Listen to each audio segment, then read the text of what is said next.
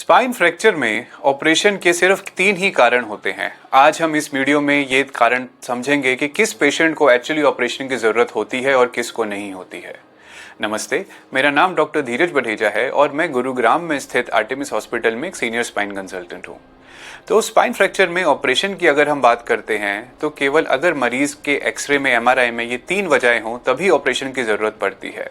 Number 1, यदि हमने MRI कराया है मरीज का और उसमें नसों पे अत्यधिक प्रेशर आया है जिसकी वजह से पैरों में कमजोरी आ रही है, सोनापन है या यूरिन या मोशन का पता नहीं चलता है, तो ऐसा इसका मतलब होता है कि नसों पे दबाव है और इसका ऑपरेशन करा जाना चाहिए, जिससे हम नसों पे दबाव हटाते हैं, साथ ही स्पाइन में स्क्रू डाल के उसको मजबूत किया जाता है।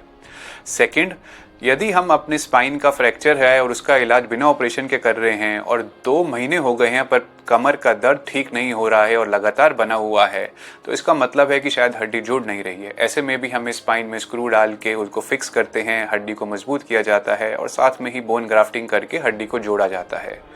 और तीसरी वजह जो कि अनस्टेबल फ्रैक्चर होते हैं, ऐसे में क्या होता है कि अभी फ्रैक्चर अनस्टेबल है पर कोई नसों में प्रेशर नहीं है, पर भविष्य में अगर वो हड्डी नहीं जुड़ती है तो नसों पे प्रेशर आने का रिस्क है। यानी कि जिस पेशेंट को अभी पैरालिसिस नहीं हुआ है या पैरों में कोई कमजोरी नहीं है, पर यदि ऑपरेशन नहीं किया जाएगा तो ये फ्यूचर में हो सकता है। जैसे ही पेशेंट उठेगा बैठेगा हड्डी खिसक सकती है और आगे जाके पैरों में दिक्कत आ सकती है। तो ऐसी स्थिति में भी हम ऑपरेशन की सलाह देते हैं। इसको अब पता कैसे लगाते हैं, वो एक्सरे में, यानी अगर एक्सरे में मोर देन 50% हड्डी दबी हुई है या एमआरआई के अंदर आगे की हड्डी टूटी हुई है बट पीछे से भी लिगामेंट टूटे हुए हैं, तो इसका मतलब होता है कि नसों पे प्रेशर आने का रिस्क है फ्यूचर में।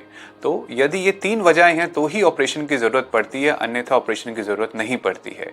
यदि आपको स्पाइन फ्रैक्चर के बारे में कोई भी स्पेसिफिक सवाल है तो हमारे दिए हुए नंबर पर हमें संपर्क कर सकते हैं व्हाट्सएप के जरिए।